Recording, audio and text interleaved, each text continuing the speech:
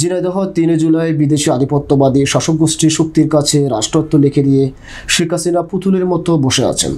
তার নিজস্ব কোনো স্বাধীনতা নেই। ঝিনাইদহ বেগম খালেদা জিয়ার নিঃশর্তে মুক্তির দাবি সমাবেশে প্রধান অতিথি বক্তব্যে এসব কথা বলেন বিএনপির ভাইস চেয়ারম্যান নিতাই রায়চৌধুরী। আজ দুপুরে ঝিনাইদহ প্রেস ক্লাব চত্বরে কেন্দ্রীয় কর্মসূচির অংশ হিসাবে জেলা বিএনপির আয়োজনে বেগম খালেদা জিয়ার মুক্তির সমাবেশ অনুষ্ঠিত হয়। সে সময় জেলা বিএনপির সভাপতি অ্যাডভোকেট এম.এ. মাজিদ, সাধারণ সম্পাদক জাহিদুজ্জামান মনা, যুগ্ম সাধারণ সম্পাদক আব্দুল মজিদ বিশ সহ বিভিন্ন নেতৃবৃন্দ বক্তব্য রাখেন। প্রধানমন্ত্রী জাতীয় সংসদ নির্বাচনে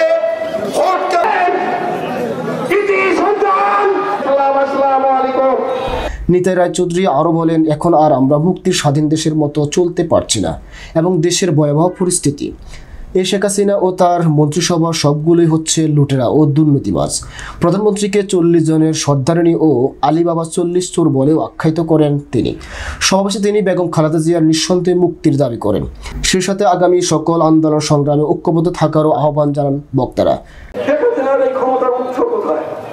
তার ক্ষমতার উৎস হলো যে তিনি 1/11-এর পরে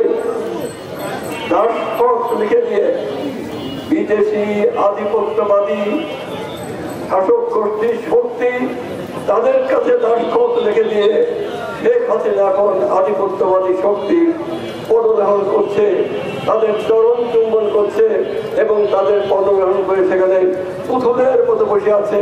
উনি হচ্ছেন বিদেশি শক্তির পাচাটা, একটা পাপেট। শেখ হাসিনা তার নিজস্ব কোনো স্বাধীনতা নাই। একটা স্বাধীন দেশের প্রধানমন্ত্রী হয়ে আপনি আর একটা দেশের আধিপত্যবাদী শক্তির পদগ্রহণ করার জন্য আপনার মন্ত্রী যখন বললো আমরা স্ত্রী ওরা স্বামী, কি ব্যবস্থা নিয়েছিলেন তার বিরুদ্ধে? এই অপমান গোটা দেশের গোটা জাতি, এই অপমান হচ্ছে যারা মুক্তিযুদ্ধ করেছে, এই অপমান হচ্ছে যারা দেশটাকে ভালোবাসে, সবার তাদের সবাই অপমান।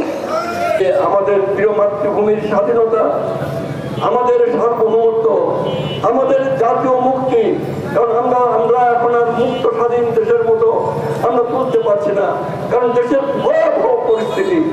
এই লুটেরা দুর্নীতিবাদ শেখ হাসিনা এবং তার মন্ত্রিসভার সবগুলোই হচ্ছে লুটেরা এবং দুর্নীতিবাদ। উনি হচ্ছেন 40 চোরের সর্দারনি, সে আলিবাবার 40 চোরের। উনি আলিবাবার আপনার 40 চোর মন্ত্রিসভা পাওয়া যাচ্ছে। কিভাবে আপনি পুলিশ বাহিনীকে সাজাইছেন, কিভাবে আপনার কোথায় এখানে জনগণের গণতান্ত্রিক সংগ্রাম আন্দোলন, আমাদের গণতান্ত্রিক অধিকারকে প্রতি মুহূর্তে পদপিষ্ট করা হচ্ছে। এই মুক্ত জায়গায় আমরা মিটিং করতে পারি না, কারো বাবা ওদের এই যে করেছেন আর লুটপাট করেছেন, লক্ষ লক্ষ কোটি টাকা দেশ থেকে লুটপাট করে নিয়ে যান, লক্ষ লক্ষ কোটি টাকা। আজকে সমস্ত ব্যাংকগুলোকে ধ্বংস করেছে, হাজার হাজার কোটি টাকা, কোটি কোটি না, হাজার হাজার কোটি টাকা তার এই লুটেরা বাহিনী লুটপাট করছে। ব্যাংকগুলোকে অন্যায় ভাবে একটা আইন করে করে সেগুলোকে আপনার একটা পরিবারের 4 জন ডাইরেক্ট হতে পারে।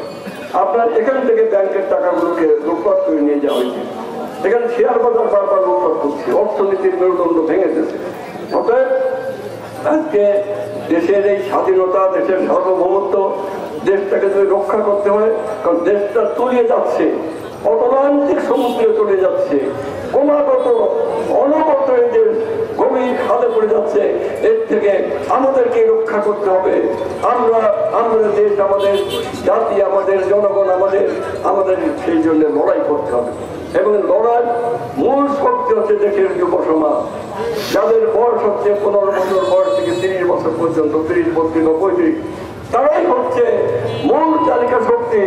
যুবকরাই হচ্ছে, আর হচ্ছে গ্রামের কৃষক, ভূমিহীন কৃষক, গরিব কৃষক, তারপরে মধ্য কৃষক।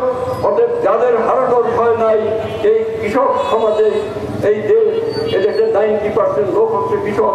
আমাদের যা কিছু অর্জন সবই কৃষকের কাছ থেকে আসে। অতএব কৃষক, শ্রমিক এবং নিয়ে আমাদের এই লড়াই করে আমাদের এই দুঃশাসনের হাত থেকে, এই হাসিনা নামে শাসকের হাত থেকে আমাদের মুক্তি পেতে হবে।